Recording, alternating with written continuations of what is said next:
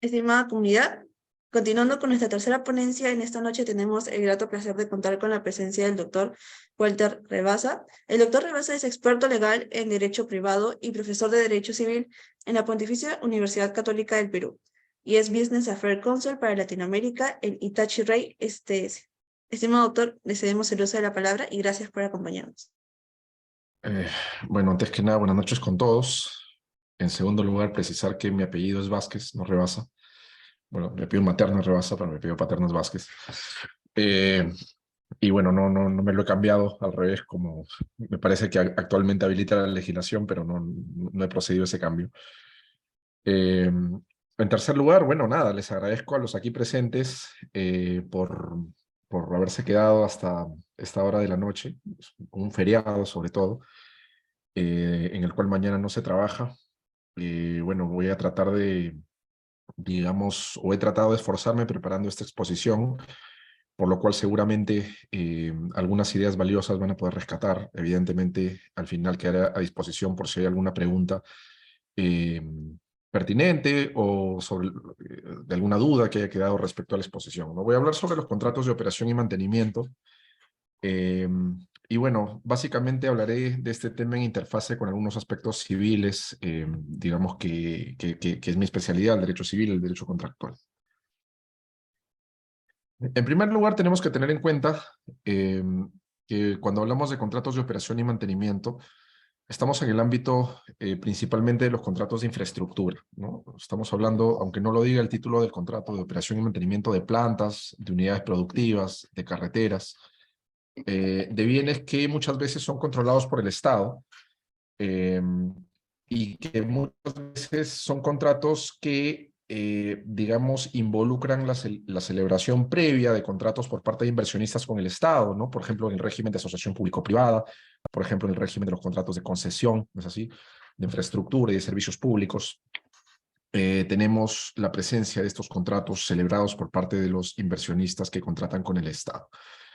En su núcleo más elemental, pues un contrato de operación y mantenimiento tiene dos partes, ¿no? Tiene a la parte titular, que usualmente es el que tiene los derechos de explotación sobre la infraestructura, sobre la planta, sobre la carretera, etcétera. Y por otro lado tiene al operador, que vamos a ver más adelante, es básicamente un prestador de servicios, un locador. Eh, y bueno, pues este operador se compromete a realizar obligaciones de hacer, que nuclearmente lo más elemental que asume es la obligación de operar y de dar mantenimiento y de custodiar una infraestructura, mientras que el titular se compromete a pagar una retribución periódicamente en dinero, ¿no? Es lo más elemental, hay muchas otras cosas a tener en cuenta. Los contratos de OIM, pues son, como lo había mencionado, muy relevantes en el ámbito de la infraestructura. Eh, Muchas veces quien asume las obligaciones de operación frente al Estado es un inversionista, un concesionario, y este inversionista podría llevar a cabo la operación de la infraestructura a título personal o podría celebrar un contrato adicional con un subcontratista que vendría a ser el operador. Este subcontratista, entre comillas, podría ser un sponsor, es decir, podría ser un partner o un accionista del mismo concesionario, o podría ser un tercero absolutamente desvinculado al concesionario. Pero evidentemente cuando el operador es, digamos, un partner, es un sponsor, es decir, está vinculado al concesionario, pues evidentemente en este caso los financiadores del concesionario tienen que tener mucho cuidado respecto a las condiciones extremadamente beneficiosas que el concesionario pueda concederle o pueda otorgarle a este operador, ¿no? Evidentemente eso debilitaría eh, el potencial cumplimiento del repago de la deuda por parte de los financiadores. Desde el punto de vista del derecho civil, los contratos de operación y mantenimiento pues son contratos de locación de servicios, ¿no? Básicamente, cuando hablamos de contrato de locación de servicios, hablamos de un locador que asume una obligación de hacer, que puede ser material o puede ser intelectual, y como contrapartida cobra una retribución, usualmente en dinero. Ahora bien, el hecho de que sepamos de que los contratos de OIM son locación de servicios, pues no nos resuelve la vida, ¿no? Desde el punto de vista de la praxis transaccional, de la estructuración de contratos, La praxis enseña que los contratos de OIM son contratos muy voluminosos, son contratos muy amplios, complejos, donde se regulan muy detalladamente y se asignan riesgos entre las partes. Estoy compartiendo una estructura o un índice, si quieren verlo así, de términos y condiciones, de cláusulas que van en el cuerpo principal del OIM, que no es el único anexo del OIM, pero básicamente son las cláusulas que se suelen regular. No las voy a mencionar una por una, ¿por qué? Porque a lo largo de la exposición voy a ir haciendo alusión a cada una de estas cláusulas, pero sí que sepan que es un contrato pues muy, digamos, complejo en el sentido de que tiene bastantes términos y condiciones que suelen ser regulados por las partes. O sea, no es el típico contrato de locación de servicios de 6 páginas o de 8 páginas. ¿No? Pues un OIM fácilmente puede tener 100 páginas. Vamos a ver ahora algunas reglas que se le aplican al contrato de operación y mantenimiento como subespecie de locación de servicios. Pues ustedes saben que el Código Civil tiene reglas que son supletorias y algunas de ellas que son imperativas. Entonces, si calificamos al OIM como una subespecie de locación de servicios, pues por lo menos las normas imperativas de la locación de servicios se le van a tener que aplicar. Y tanto el operador como el titular de la infraestructura van a tener que asignar los riesgos en función al acatamiento o a la no desviación de las normas imperativas que establece la ley. ¿Ok? En primer lugar, tenemos que tener en cuenta que la relación lógica entre locación de servicios y prestación de servicios es una relación que existe entre género y especie. La locación de servicios es una subespecie, un subtipo de la prestación de servicios. Y a su vez el OIM es un subtipo de la locación de servicios. Entonces, si quisiéramos verlo desde el punto de vista didáctico, ¿no? El contrato de prestación de servicios es el conjunto grande, la locación de servicios es el conjunto intermedio. A este nivel de tipicidad, por ejemplo, se encuentra el contrato de obra, también que regula el Código Civil, y el OIM es un subconjunto tanto de la locación como de la prestación de servicios. ¿Por qué es importante conocer esta, digamos, relación lógica que existe entre las estructuras absorbentes del contrato de OIM? Y una palabra se me viene a la mente, ¿no? La integración. La integración, tanto con normas supletorias como con normas imperativas del contrato de OIM, pues se regirá por lo establecido para la prestación de servicios y la locación de servicios. Y una norma de la prestación de servicios que es muy importante y que se aplica a los contratos de OIM es el régimen especial de responsabilidad de los profesionales, que está previsto en el artículo 1762. Básicamente, lo que dice esta norma es, la he disgregado, tal como pueden ver a continuación, ¿no? Si en un contrato de prestación de servicios como el OIM están involucrados asuntos profesionales, en el OIM pues el operador definitivamente es un profesional, porque no cualquiera puede operar una planta, digamos, de generación eléctrica o una planta de tratamiento de aguas residuales o una carretera, pues se necesita evidentemente un expertise técnico, se necesita de profesionales de la ingeniería, de profesionales pues de la gestión de proyectos, se necesita de una serie de expertices absolutamente especializados para llevar a cabo este tipo de operación. Si esto ocurre, pues el prestador de servicios está exonerado por los incumplimientos debidos a culpa leve. Esto se desvía del régimen del estatuto de la responsabilidad por incumplimiento de obligaciones, ¿no? Porque el factor de atribución o criterio de imputación por el cual responde el deudor que incumple, pues puede ser culpa leve, culpa grave o culpa inexcusable. Ya, en el caso de los contratos de OIM, como subespecie de prestación de servicios, pues el operador, que es un deudor contractual, no responde por culpa leve, ¿no? Porque se aplica el 1762 del Código Civil. Ante esto, la pregunta inmediata sería ¿por qué? ¿No? ¿Por qué el operador no responde por culpa leve? Pues básicamente la lógica del 1762 o la lógica subyacente al 1762 es el hecho de que existen actividades que son socialmente valiosas, ¿no? Y que son muy complejas, ¿no? Que presentan un alto grado de sofisticación, un alto grado de dificultad. Entonces, como son socialmente valiosas, la responsabilidad es una de las razones que un agente económico toma en cuenta a la hora de llevar a cabo una actividad. Y si la actividad es muy compleja y además de ello voy a responder por esa actividad, el agente económico pues seguramente va a estar desincentivado a llevar a cabo esta actividad. Eh, como es una actividad socialmente valiosa, el legislador lo que quiere es generar el efecto contrario, incentivar a que se realice la actividad. Para tal efecto, lo que hace el legislador a través del 1762 es, digamos, quitar o eliminar un factor que desincentiva la decisión del profesional, la decisión del operador, en este caso, de llevar a cabo su actividad. Y ese factor que elimina es la responsabilidad por culpa leve. De esta forma, como la actividad es socialmente valiosa, lo que busca la norma es estimular a que los agentes económicos la lleven a cabo y no se preocupen tanto por la responsabilidad que van a asumir. Ahora bien, evidentemente la exoneración de responsabilidad solamente es por culpa leve, ¿no? Si hablamos de culpa inexcusable o dolo, que son criterios de imputación que se tienen que acreditar, en este caso número uno, no cabe la exoneración de responsabilidad bajo el 1762 del Código Civil, y ni siquiera se puede pactar en contra. Es decir, el operador y el titular no podrían pactar una cláusula como la que tienen frente a ustedes, ¿no? Bajo ninguna circunstancia el operador asumirá responsabilidad alguna frente a la otra por pérdida de lucro cesante y otro tipo de daños. El lucro cesante es un daño resarcible. Y si hablamos de un resarcimiento, de una responsabilidad por culpa leve o por culpa inexcusable, pues no se puede pactar en contra. ¿Por qué? Porque lo prohíbe el artículo 1328 del Código Civil, ¿no? Es nula toda estipulación que excluya o limite la responsabilidad por dolo por culpa inexcusable del deudor o de los terceros de quien éste se valga. Entonces, no solamente el 1762 que habíamos visto no excluye la responsabilidad del operador por dolo por culpa inexcusable, sino que el 1328 del Código Civil tampoco permite el pacto en contrario. ¿Sí? No se puede pactar que el operador deja de responder por dolo por culpa inexcusable. Lo que sí tienen que tener en cuenta es que el dolo y la culpa inexcusable los tiene que probar el titular, ¿no? La contraparte del operador. Vamos a hablar ahora de unos aspectos relativos al alcance de trabajos del operador, ¿ya?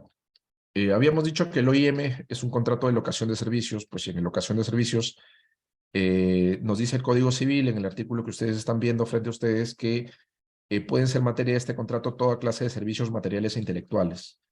En el caso del OIM, operación y mantenimiento, pues el nombre es bien descriptivo. O sea, el alcance que asume el operador es un alcance tanto material como intelectual, ¿no? Que tiene que ver muchas veces con la ingeniería, pero también tiene que ver con la ejecución de actividades físicas. Por ejemplo, reemplazo de consumibles, reemplazo de repuestos de la planta, ¿no?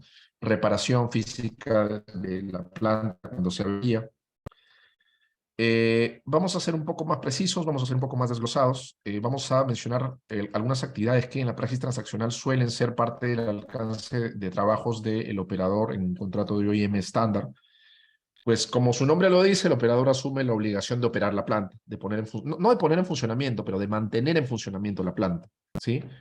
Además de ello, asume la obligación de mantenimiento. Eh, digamos, si acá mantenimiento, por mantenimiento técnicamente hablando se puede entender como por lo menos tres cosas distintas. Hay tres tipos de mantenimiento, por así decirlo. El mantenimiento preventivo, que es básicamente el previsible por el transcurso del tiempo. O sea, yo sé que cada cierto tiempo tengo que hacer, pues, qué sé yo, limpieza de ciertos motores para conservarlos y que funcionen correctamente. Ya ese es el mantenimiento preventivo, que es periódico, rutinario. Pero también hay mantenimiento correctivo. Y el mantenimiento correctivo se puede deber a eventos no imputables a las partes, como por ejemplo un desastre natural, o también podría ser por un evento de responsabilidad del operador, ¿no? De repente el operador hizo una mala manipulación de, qué sé yo, pues una celda eléctrica y al final se quemó y tiene que reemplazar piezas. Oye, en ese caso, pues también habrá mantenimiento correctivo que hacer. Por otro lado, se tiene el mantenimiento predictivo. Y el mantenimiento predictivo es aquel que es distinto al mantenimiento rutinario. Es decir, yo no sé cada cuánto tiempo lo tengo que hacer, pero sí estadísticamente se puede calcular que se va a necesitar cierta cantidad de mantenimiento para ciertos años de operación, ¿sí? O sea, se puede calcular no temporalmente, no cuándo se va a requerir, pero sí cuantitativamente, por lo menos. Ya, el contrato tiene que establecer qué especies de mantenimiento tiene que estar a cargo del contratista y qué especies de mantenimiento pues están fuera de su alcance y por ende si las hace va a tener derecho a un adicional, va a tener derecho a un suplemento de precio.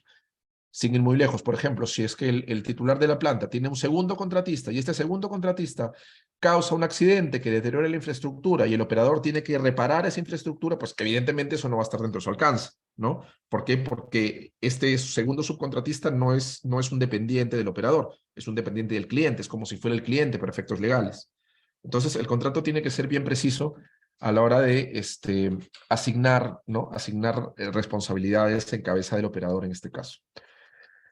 Muchas veces ocurre que el operador tiene que realizar su alcance de trabajos respetando ciertos estándares de rendimiento que en el ámbito de los contratos administrativos, de los contratos pues, de asociación público-privada o contratos para, digamos, provisión de servicios públicos, se llaman niveles de servicio. Los niveles de servicio son estándares de rendimiento, ¿no? Por ejemplo, en un sistema de metro, un nivel de servicio podría ser velocidad comercial. En una planta de tratamiento de agua residual, un nivel de servicio podría ser un volumen de agua tratada por día, ¿no? O podría ser una disponibilidad, pues, qué sé yo, de una infraestructura para aterrizaje de naves, ¿no? O si es un puerto, para anclaje de naves. Ya, son estándares de rendimiento pactados en el contrato y que son muy importantes. Son tan importantes que se condicen con la finalidad del contrato, forman parte de la finalidad del contrato. Muchas veces estos niveles de servicio, pues el operador los asume porque tienen que ver con la operación. Por ejemplo, cuánta velocidad tienen que tener los vagones que se van a desplazar en el sistema de metros, pues es algo que se va a ver en la operación de la infraestructura. Sin embargo, estos niveles de servicio muchas veces vienen de un contrato de aguas arriba, vienen de un contrato que el Estado celebra con el inversionista principal o el concesionario, el contrato de concesión que el Estado le impone al inversionista estos niveles de servicio, y lo que hace el concesionario es replicar esta obligación de causar los niveles de servicio con el operador. O sea, suelen ser términos y condiciones o suelen ser responsabilidades que se trasladan al operador bajo el régimen de las cláusulas back-to-back, ¿no? Que vienen de aguas arriba, que vienen de una imposición del Estado al contratista principal o al concesionario, como lo quieran llamar. ¿Ok? Evidentemente, si yo soy concesionario de infraestructura o de servicios, pues, y yo asumo una obligación frente al Estado que al final va a depender del operador, yo tengo que trasladarle mi obligación de causar los niveles de servicio a ese operador bajo un régimen back-to-back. Si no, voy a quedar desprotegido, porque yo concesionario no hago la operación, sino que la delego, y pues podría ser que el incumplimiento del operador me ponga en una exposición frente al Estado, y eso evidentemente genera una brecha de responsabilidad muy importante que definitivamente hay que evitar a la hora de redactar estos contratos, ¿no? Para eso sirven las cláusulas back-to-back, pero eso es otro tema. Parte del alcance del operador, además, es pues muchas veces proveer de licencias de propiedad intelectual en lo que respecta a la planta, a la unidad productiva, al titular, ¿no? El titular tiene que poder operar la planta, digamos, si es que hay algún derecho de propiedad industrial involucrado, tiene que poder utilizar ese derecho de manera gratuita, incluso después de la operación, ¿no? Porque su negocio es, digamos, operar la planta, ¿no? Si no tiene los derechos de propiedad industrial suficientes para operar la planta, pues va a estar muy, muy expuesto, y evidentemente esto va a ser absolutamente perjudicial. Además de ello, el operador se encarga de la provisión de repuestos, de consumibles, se encarga de la limpieza y gestión de desechos. El operador está supervisado muchas veces por el titular, por el titular, quien tiene los derechos de explotación sobre la planta, ¿ok? Hay una serie de obligaciones adicionales, ¿no? Muchas veces el operador tiene que obtener licencias y permisos. Ahora, las licencias y permisos que obtiene el operador no son las mismas que obtiene el contratista EPC, ¿no? Por ejemplo, el operador no va a tener una licencia de construcción o una licencia de edificación. Esto le pertenece, pues evidentemente, normalmente lo va a gestionar el contratista EPC, y quien va a ser el titular de la licencia va a ser el cliente, ¿no? El concesionario o el propietario de la infraestructura, quien corresponda. Pero el operador no suele asumir la obligación de obtener una licencia de edificación. Quien sí, o sea, la licencia que sí suele gestionar el operador es la licencia, por ejemplo, para realizar su actividad comercial, ¿no? Podría ser una licencia de funcionamiento, podría ser, qué sé yo, una licencia para la puesta en funcionamiento de trenes, ¿no? Si es que hay algún permiso que pedir, eso sí los asume el operador, ¿ok? O alguna licencia para, digamos, ser un concesionario eléctrico también. Si es que la energía se va a utilizar en la fase de la operación, pues evidentemente esto lo va a tener que tramitar el operador. Bueno, otra cosa importante es que el operador está obligado a efectuar reportes. Reportes son informes, ¿no? Normalmente quien pide los reportes no es el concesionario o no es la contraparte del operador, que es el titular, quien tiene los derechos de aprovechamiento sobre la infraestructura, sino quien las pide es el Estado, que suele ser el cliente final. Entonces, los reportes tendrían que ser ordinarios en el sentido de que tendrían que ser back-to-back con el contrato principal, pero también podría ser que el Estado te pida un reporte intempestivamente. Oye, quiero que me informes qué fue lo que pasó en el accidente de ayer y por qué no llegó la ambulancia a tiempo. Pues el titular de la infraestructura tiene que estar en posición de ordenarle o de trasladar esa obligación de reporte extraordinario al operador, y el operador tendría que tener la obligación, digamos, de emitir ese reporte, ese informe. Pero esto tiene que estar pactado en los contratos. Si no está así, pues nuevamente el concesionario va a quedar expuesto frente a su cliente. Bueno, y también pues el operador tiene que asumir la obligación de seguridad de salud en el trabajo. Todo quien tiene personal lo tiene que asumir. Y el site security, es decir, la seguridad del sitio, ¿no? La seguridad patrimonial. Evitar pues que se roben las instalaciones, los repuestos, los consumibles, los bienes. Muchas veces los contratos suelen regular condiciones para que el operador inicie la operación. Evidentemente, la primera condición va a ser que se ponga a su disposición la planta o la unidad productiva que el operador va a tener sobre la cual va a tener que llevar a cabo sus obligaciones. Pero si nosotros somos operadores, es muy importante asegurarnos de que la unidad productiva esté en condiciones razonables para la operación. Me explico, si me ponen en posesión de la planta, pero esa planta no tiene alimentación eléctrica, ¿por qué? Porque el contratista que va a implementar la alimentación eléctrica para el cliente no lo ha hecho todavía, no acaba su cronograma. Oye, ¿cómo voy a hacer la operación así? No puedo, si no hay electricidad, ¿cómo voy a hacer la operación? Ahí van a haber muchos problemas para el operador. Entonces, si yo soy un operador, no solamente tengo que asegurarme que me den la posesión física del sitio para yo llevar a cabo mi alcance de trabajo, sino que tienen que darme la posesión de una forma tal que esté en condiciones para realizar razonablemente los trabajos. ¿Sí? Si me dan, pues, qué sé yo, una infraestructura que está energizada y no me dan, pues, el acceso a la forma de desenergizarla, ¿cómo voy a operar yo? O sea, me dan la posesión, pero la posesión es inservible, o sea, no me sirve para los propósitos que yo necesito. Entonces, no se me puede, evidentemente en ese caso el cliente no me debería poder aplicar penalidades, pero si el contrato lo dice, es mucho mejor. En los proyectos en los cuales el contrato de operación y mantenimiento está precedido por un contrato llave en mano o EPC, se producen interfaces entre el contratista EPC y el operador. Y estas interfaces o estos puntos de contacto, como quieran llamarlo, entre el EPCista y el operador, se producen tanto mientras está vigente el contrato EPC como cuando el contrato EPC ya acabó, ¿no? En otras palabras, los puntos de contacto entre el contratista EPC y el operador se producen tanto en la fase preoperativa como en la fase operativa, cuando ya se está llevando a cabo la prestación principal del operador. En la fase preoperativa, pues lo que hace el operador básicamente es acompañamiento en la puesta en marcha o en el commissioning de la unidad productiva, de la planta. Podría ser asesoría, podría ser también que el operador coloque personal para realizar la puesta en funcionamiento de la planta. Y esto a manera de generarle a este personal una curva de aprendizaje, porque al final del día el operador va a ser quien se va a quedar a cargo de la planta por muchos años. Entonces tiene sentido que el operador coloque su personal, digamos, para que se ponga en marcha, para que el contratista EPC ponga en marcha o haga el commissioning de la planta. ¿Ya? Pero acá hay que cuidar muchísimo los riesgos, ¿ya? Hay que cuidar muchísimo los riesgos, porque si es que el contratista EPC no logra realizar la puesta en funcionamiento de la planta bajo los niveles de servicio que le había prometido a su comitente, él podría decir, oye, pero no, pues no lo hice porque el personal que colocó el operador era incompetente. Entonces es culpa del operador, no es mi culpa. Ya, ahí se va a producir un gran problema. Evidentemente, si ustedes son clientes, deberían pactar con su contratista una cláusula que determine que este tipo de circunstancias no exoneran de responsabilidad al contratista para no lograr el commissioning, para no lograr la puesta en funcionamiento de la unidad productiva, ¿no?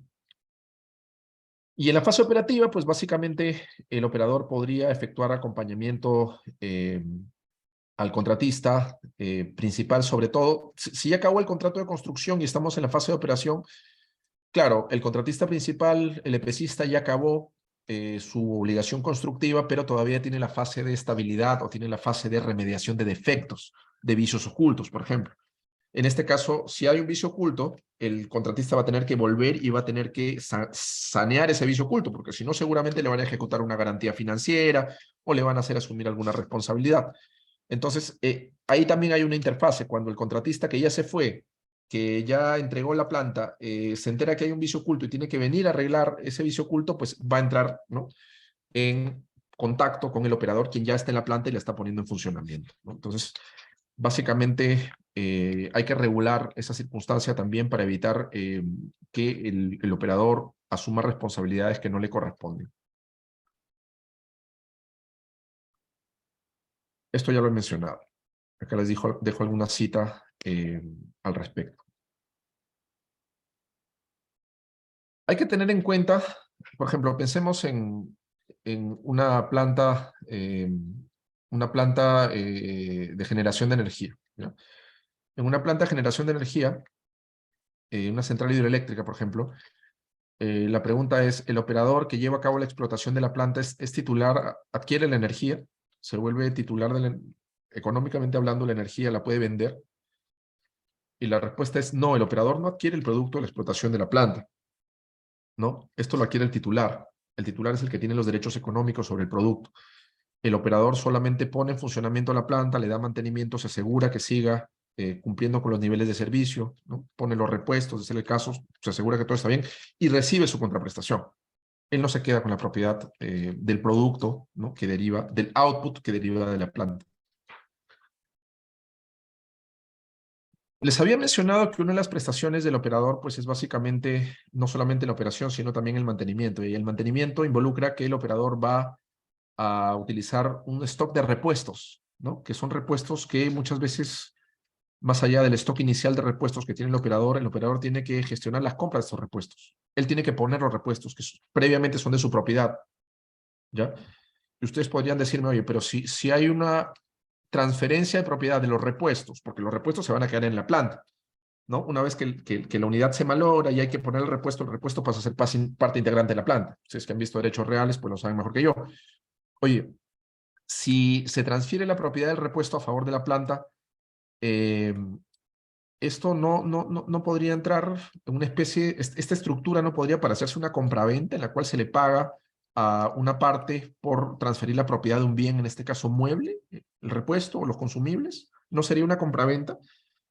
Y bueno, el Código Civil dice algo al respecto, ¿ya?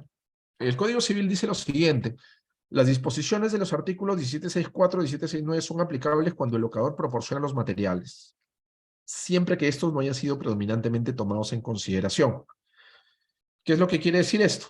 Lo que quiere decir esto es que una locación de servicios, como el contrato de OIM, puede ser locación y puede implicar la transferencia de la propiedad de repuestos a favor del titular. Sin embargo, si esta provisión de repuestos es preponderante, predominante, esencial, por encima de las otras actividades a cargo del operador, eso ya no va a ser locación de servicios, sino va a ser una compraventa. Ya no va a ser operación y mantenimiento, sino va a ser una compraventa. Normalmente la provisión de repuestos no es lo absolutamente esencial para la planta, ¿no? Sino que son los servicios, las actividades que presta el locador a través de su personal. Pero si por alguna razón la provisión de repuestos fuese esencial, el contrato ya se desnaturaliza como locación de servicios y pasa a ser un contrato de compraventa, rigiendo las disposiciones de la compraventa bajo el artículo 1770 del Código Civil. Bueno, otras obligaciones que asume el operador asociadas al alcance de trabajos, pues son básicamente la entrega de garantías. Como los contratos de operación son contratos de muy largo aliento, son contratos, por ejemplo, un contrato de operación normalmente tiene o podría tener tanto plazo como un contrato de concesión, ¿no? Ustedes saben que el deadline, el límite para contratos de concesión en el Perú son 60 años. Un contrato de operación podría, o sea, definitivamente pasa, si es de infraestructura suele pasar los 10 años y podría llegar hasta 60, 30 años, etcétera. Es muy difícil que el operador entregue una garantía financiera, es muy costoso mantener una garantía financiera como una fianza bancaria por tanto tiempo, ¿sí? Las fianzas bancarias se utilizan para contratos de obra cuyo plazo de duración es largo, pero no es tan largo como 60 años, ¿no? Es un plazo pues muchísimo más corto, 2, 3, 4, 5 años. No está prohibido entregar garantías financieras, no es lo absolutamente estándar, se podría hacer, pero repito, no es la práctica y es bastante costoso hacerlo. Lo que se privilegia en un contrato de operación y mantenimiento son otro tipo de garantías como las garantías corporativas, por ejemplo, lo que en el derecho internacional se conoce como la Parent Company Warranty. La Parent Company Warranty es una garantía que da el operador, pero no como la empresa local, la subsidiaria, ¿no? O como la branch, la sucursal, ¿no? Sino que se la da la matriz. Es una fianza civil otorgada por la matriz del operador, en la cual la cobertura del riesgo de incumplimiento a favor del titular es básicamente la reputación de la matriz, del grupo económico, del pulmón financiero, cuya subsidiaria es el operador. Y esta es una garantía que no es financiera. Es decir, no es una garantía que la matriz tiene que gestionar frente a ningún banco. O sea, la matriz simplemente se expone patrimonialmente a responder o asume responsabilidad solidaria por los incumplimientos del operador. No hay un costo financiero como una garantía bancaria. Estas garantías para Company Warranty son bastante comunes en contratos de operación y mantenimiento. ¿Por qué? Por el tiempo. Una garantía financiera, repito, sería muy costosa. Además de ello, pues, se suelen pactar seguros, ¿no? Como se expuso en la tarde de hoy, seguros profesionales, seguros, digamos, asociados a los eventuales accidentes que puedan ocurrir y que destruyan o que deterioren la infraestructura. Suelen haber penalidades contra el operador.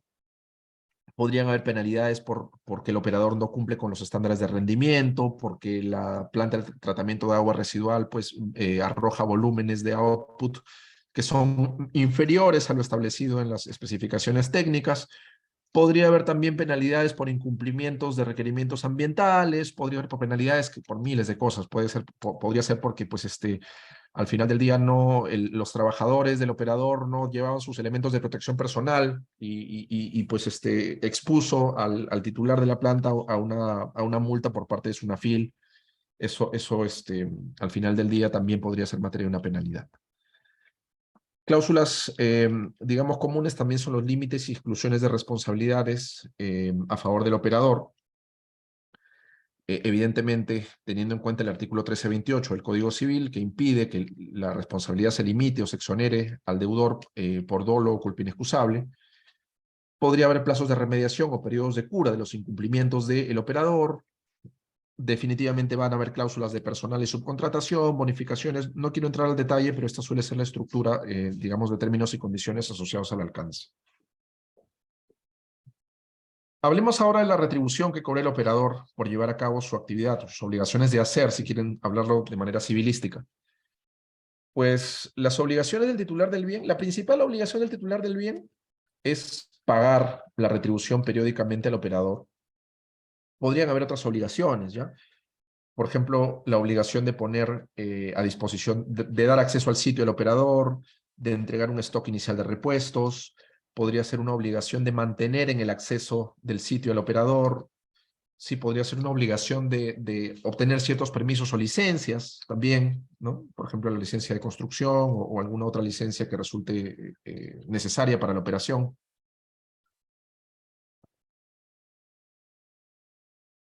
Pero la obligación principal de titular es evidentemente pagar la contraprestación.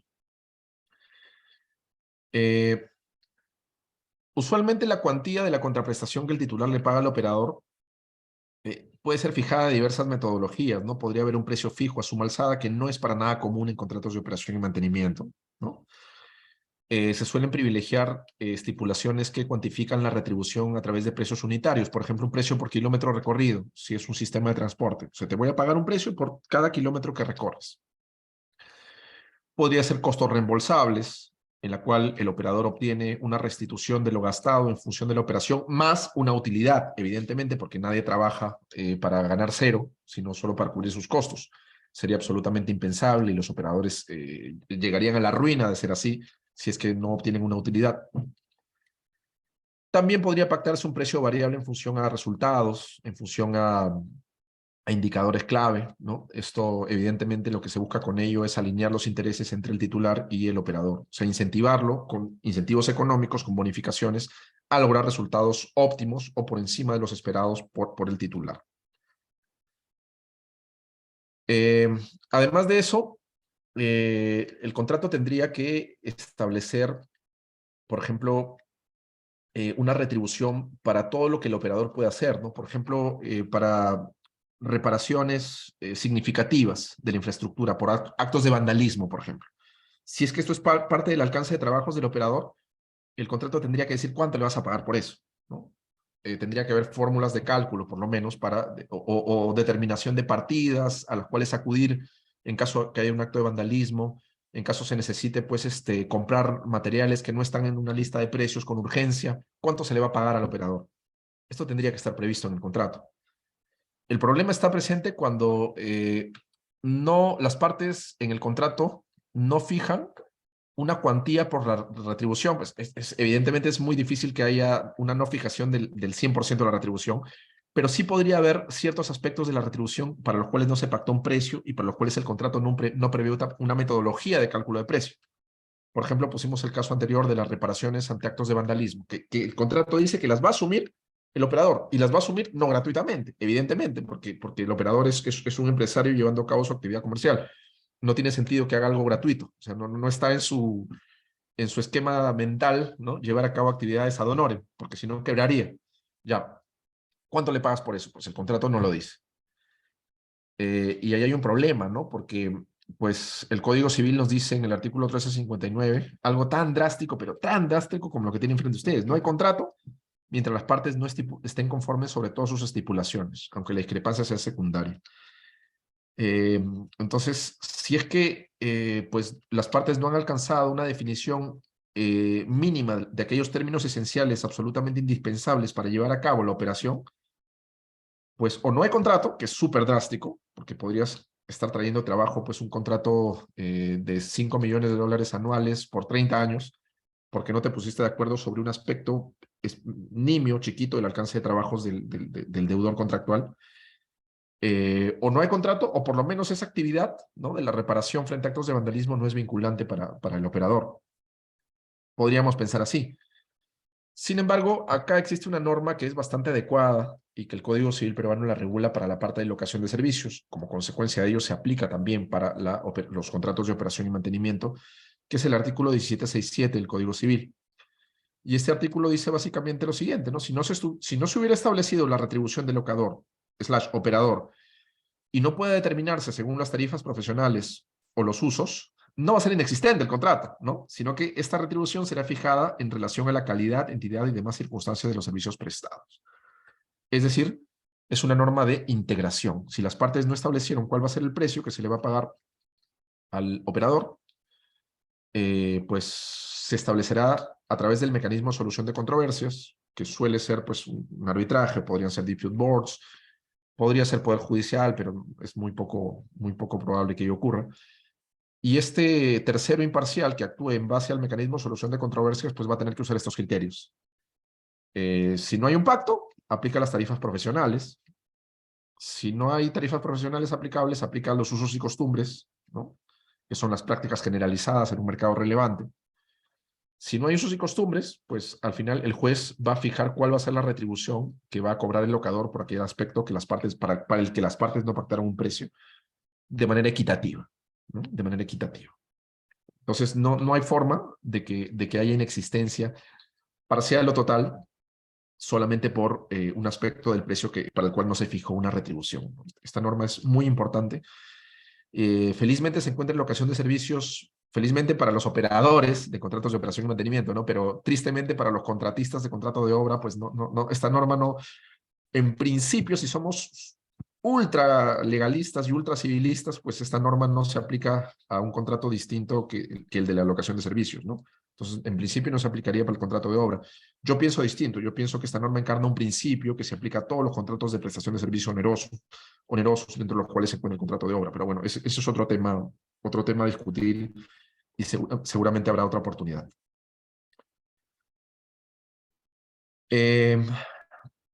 Son cláusulas importantes relativas a la retribución que el titular le paga al operador las que tienen frente a ustedes, ¿no? No solamente la cuantificación del precio. Esa es una cláusula súper importante, aunque hay un fallback, hay una forma de determinar el precio sin necesidad de que las partes lo hayan cuantificado a través del mecanismo de solución de controversias. Sin embargo, un buen contrato de OIM tendría que tener estipulada claramente el procedimiento de pago, la forma de pago, si es que cada cierto periodo relevante, por ejemplo, cada cuatrimestre o cada trimestre o cada mes, el contratista va a tener que valorizar los trabajos y esta valorización va a tener que ser aprobada por el titular. ¿Cuánto tiempo se va a poder demorar el titular en aprobar la valorización presentada por el contratista? después de que el contratista o el operador emita su factura, después de aprobada la valorización por cada periodo relevante, ¿cuánto tiempo va a pasar para que sea exigible la deuda por parte del titular?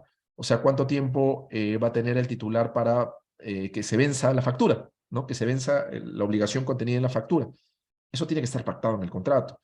Si es que se vence la obligación y no se ha pagado, pues tendría que pactarse que hay una mora automática, tendría que pactarse que hay pago de intereses moratorios por parte del el titular al contratista, al operador, digamos que cobró y ya es exigible la deuda y no le han pagado. Otra cosa súper importante es la estipulación de cláusulas de compensabilidad de pagos, ¿no? Por ejemplo, el titular podría querer, si es que hay un pago parcial, qué sé yo, pues de $80,000 que le debe el operador, ¿sí? El titular podría decir, oye, yo te debo a ti $80,000, ¿sí? Por el primer cuatrimestre del 2023 que efectuó este trabajo de operación y mantenimiento. Reconozco que te debo los $80,000. Sin embargo, tú has incurrido en penalidades A, B, C, y por ende tú me debes a mí $60,000. Entonces, ¿qué es lo que voy a hacer? Como yo te debo 80,000 y tú me des 60,000, voy a compensar. Solamente te pago el exceso de lo que tú me debes, o sea, $20,000. Eso es tu retribución. Y el operador va a decir ahí, oye, pero no, pues, pero esas penalidades están mal impuestas, son controvertidas, en todo caso nos vamos a controversias, pero no me descuentes ahorita. Ahí va a haber una gran controversia. Lo que debería decir el contrato es el cliente va a querer que las penalidades sean compensables, ¿no? Va a querer que las penalidades sean compensables para no sacar más dinero de su caja de aquel que pues tendría que pagar teniendo en cuenta las penalidades que le ha cobrado al operador. Y el operador lo que va a decir es, oye, no me afectes mi flujo de caja, sino podría ser que obstaculices la realización de mis obligaciones en el futuro. Entonces, si el operador no quiere que obstaculice su flujo de caja, lo que debería pactar es una cláusula de keep working o de continued performance. Oye, el flujo de caja para mí, operador, es sagrado. Me lo pagas sí o sí. Si tú quieres cobrarme penalidades y yo impugno las penalidades, nos vamos al arbitraje y recién cuando el árbitro me diga, está bien, págale la penalidad, ahí te pagaré. Pero no tienes la facultad de compensarla respecto de los pagos parciales por cada periodo relevante. ¿De qué depende? Pues depende de qué interés busquen servir ustedes, ¿no? Si están del lado del operador en una mesa de negociaciones, les interesa una cláusula de continuo performance. Si están del lado del cliente, les interesa la compensabilidad de los pagos parciales pese a la impugnación del operador. Lo dejo sobre la mesa, ¿no? Depende más o menos de qué asesoría legal esté, del lado de qué asesor legal esté. Otra cosa súper importante en un contrato de operación y mantenimiento son las cláusulas de reajuste de precio, ¿ya? Como los contratos de operación y mantenimiento son contratos de larga duración, ¿sí? 10, 20, 30 años. Esto hace que estén expuestos a una multiplicidad de riesgos, digamos, que podrían agravar la posición principalmente del operador, ¿no? Por ejemplo, riesgos asociados al cambio legislativo. ¿Qué pasa si es que la legislación cambia y respecto a la operación se impone un estándar más estricto que hace que el operador tenga que gastar más en conseguir los mismos resultados que originalmente pactó? Evidentemente va a querer cobrar más. ¿Va a poder cobrar más? Pues el contrato tendría que darle esta prerrogativa a través de una cláusula clarísima. Podría haber riesgos pues asociados a la obsolescencia, riesgos económicos asociados pues al desabastecimiento de repuestos, un montón de cosas. O sea, la cláusula de cambio de las circunstancias es una de las más importantes en un contrato de operación y mantenimiento. Si no han pactado absolutamente nada, tienen pues las reglas del Código Civil para contratos, digamos, de este tipo, ¿no? Como por ejemplo la excesiva onerosidad de la prestación, la fuerza mayor, ¿no? Estamos hablando de eventos extraordinarios e imprevisibles, no estamos hablando de eventos imputables al titular, porque si no tienen la responsabilidad civil, ya sea por incumplimiento de cargas o incumplimiento de obligaciones, pero si es que no han pactado nada, pues les queda la fuerza mayor y les queda la excesiva onerosidad. Pero estas reglas del Código Civil son muy duras. O sea, los umbrales para obtener derechos por fuerza mayor y por excesiva onerosidad son bastante difíciles de conseguir, ¿sí? Sin ir muy lejos, pues para fuerza mayor tendrían que probar que se trató de un evento extraordinario, imprevisible y que no puede ser resistido. Que no puede ser resistido significa que el evento le impidió al operador cumplir. ¿no? Imposible cumplir, se hizo imposible cumplir. Algo así como, por ejemplo, el aislamiento social obligatorio. Oye, no puedo hacer operación de la planta porque el legislador ha impedido la movilización, ¿no? Por la pandemia de COVID. Ya, ahí cumples con el estándar, es imposible cumplir. Pero tendría que pasar algo parecido a eso para que logremos el estándar, el umbral, y poder acceder a los derechos asociados a la fuerza mayor. Vamos a terminar con este tema ya. Con eso ya voy a dar por concluida mi ponencia. El plazo en el contrato de operación y mantenimiento. Cuando hablamos de plazo, pues el plazo puede ser determinado, determinable o indeterminado. Usualmente los OIM se celebran a plazo determinado. Es casi el 99.98% de casos son a plazo determinado. La determinación del plazo puede ser textual o puede ser contextual. Y es textual, por ejemplo, en este caso, ¿no? Vas a operar o vas a tener la obligación de operar la planta pues, hasta el 2 de enero del año 2030. Ya, determinación en base al texto. La determinación también podría ser contextual, ¿no? Vas a tener la obligación de efectuar la operación mientras dure el contrato, el prime contract de concesión, ¿no? Que según el cronograma está previsto para cierta fecha, pero podría cambiar y en ese caso el plazo de operación del contrato de aguas abajo cambia. Eso es una determinación contextual. Hay que echarle un ojo a las cláusulas de renovación o extensión del plazo automática. Hay una diferencia legal entre renovación y extensión. Ya la renovación es celebrar un nuevo contrato y para ese nuevo contrato el plazo comienza desde cero. Hay un marcador en cero, se renuevan los tiempos de ese contrato porque es un contrato para todos los efectos nuevo. Mientras que la extensión, pues simplemente acrecientas, haces más grande, extiendes la barra de tiempo del plazo inicialmente pactado. Pues si tienes un OIM por 10 años y extiendes celebras una extensión por 2 años, pues vas a tener un solo contrato por 12 años. ¿Sí? O sea, alargas la barra de tiempo del contrato que ya existía. Pues la renovación o la extensión, si es que se pactan, podrían ser automáticas o podrían ser a decisión del titular. Difícil que sea decisión del operador, no está prohibido, pero normalmente el titular es el que tiene la necesidad de satisfacer con la operación y él es el que decide si va a necesitar o no de este operador. Una cosa bien importante es lo que está previsto en el artículo 1768 del Código Civil. Fíjense ustedes, el Código Civil establece un plazo máximo para los contratos de locación de servicios. El plazo máximo de este contrato, entre corchetes, locación de servicios, es de 6 años si se trata de servicios profesionales y de 3 años en caso de otra clase de servicios.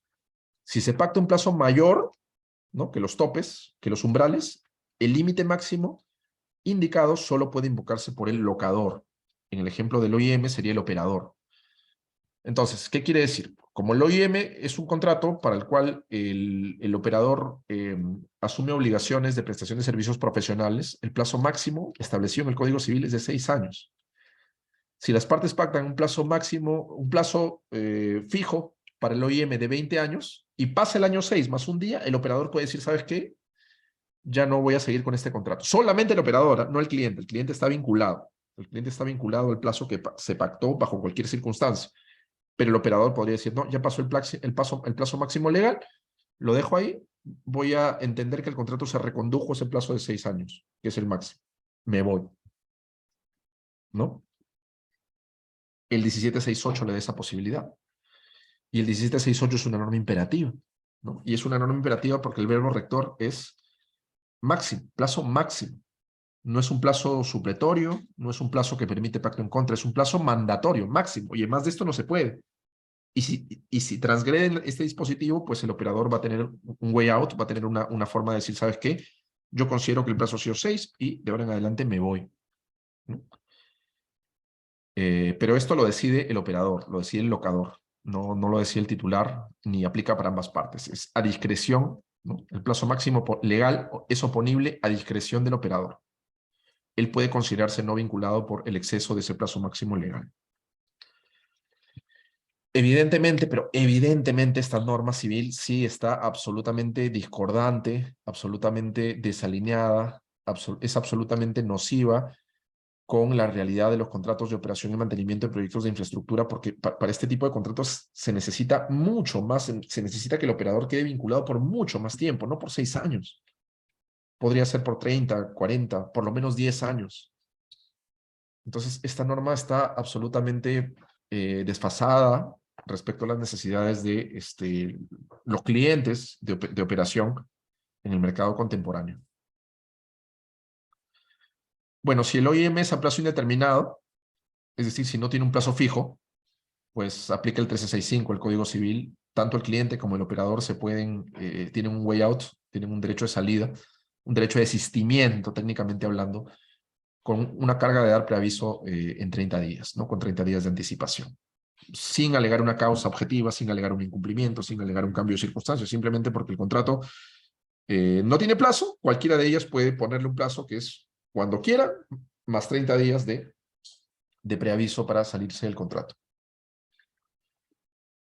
En este caso, pues no se aplican los topes legales de 6 años previstos en el artículo 1768. ¿Por qué no se aplican? Porque no hay necesidad de abrirle la puerta para salirse al operador, dado que la puerta siempre la tuvo abierta con un preaviso de 30 días, ¿no? Solamente el plazo máximo tiene sentido cuando el contrato de operación y mantenimiento tiene un plazo fijo, no cuando tiene un plazo indeterminado, y se aplica el 1365 del Código Civil.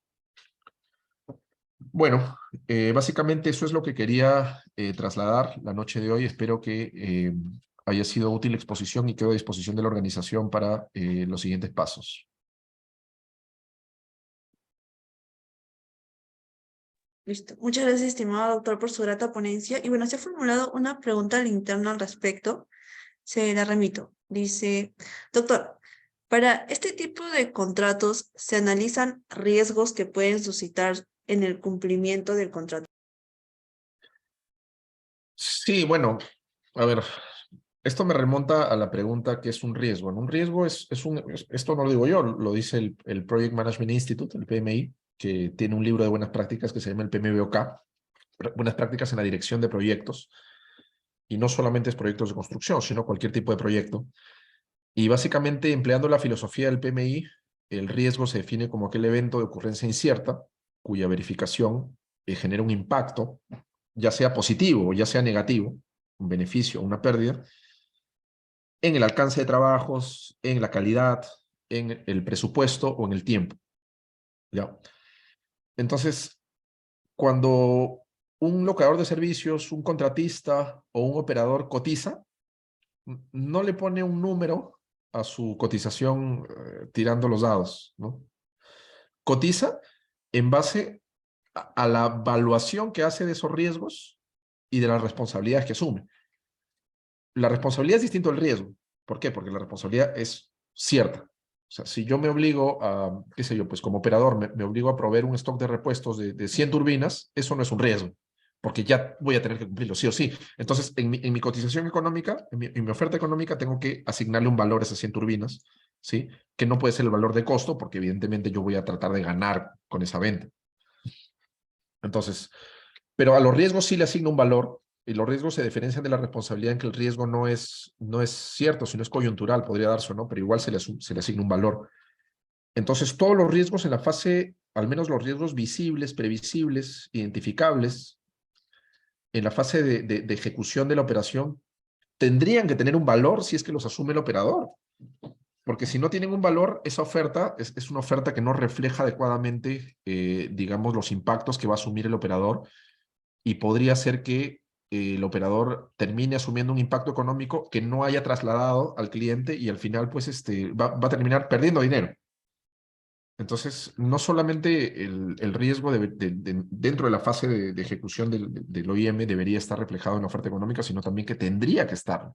Y no solamente en la fase de ejecución, sino también se trata de riesgos asociados a cualquier cambio de las circunstancias que podría haber incluso en la realidad del país, ¿no? Cambios políticos, cambios pues, asociados a la inflación.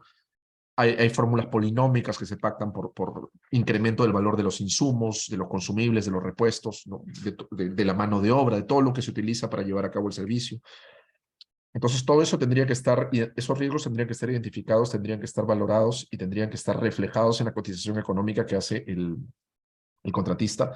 Y si no están reflejados, pues por lo menos tendría que haber una cláusula que permita el reajuste de precio frente a esas circunstancias, como las fórmulas polinómicas, como las cláusulas pues de interferencias, o como las cláusulas de reajuste del equilibrio económico financiero. Si no hay ni uno ni otro, pues vas a tener un operador que podría terminar perdiendo plata, o en el mejor de los casos podría tener que iniciar un litigio por excesiva onerosidad de la prestación. Director, muchísimas gracias por absorber la pregunta planteada esta noche. Y de parte del equipo Biloyer, le extendemos nuestro agradecimiento por su tiempo y su grata ponencia y esperamos seguir contando con usted en próximos eventos académicos y que tenga un excelente fin de semana. Gracias.